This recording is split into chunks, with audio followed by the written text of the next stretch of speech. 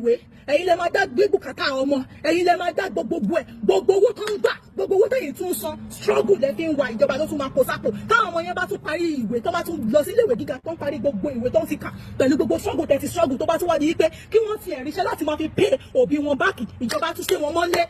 Ẹ rí wípé wọ́n rípù yín, wọ́n dẹ̀ ń ba iye àwọn ọmọ wa jẹ́. Ìjọ wo la fẹ́ ṣe yìí dì?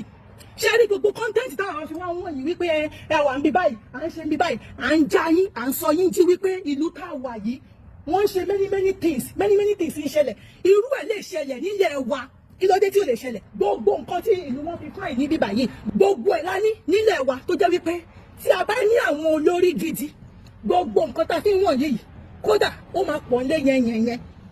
Àmọ́ àwọn míì máa tán lẹ̀ bóyá a fi impress àwọn èèyàn. Àwọn ò fi oppress, àwọn kì í ṣe oppressor tó máa ń impress àwọn aláìní. A kàn ń ṣí yín lójú à ń já yín wípé gbogbo hílà yìí ló tẹ̀ ń kó sọ́kàn. Ìjọba ló fún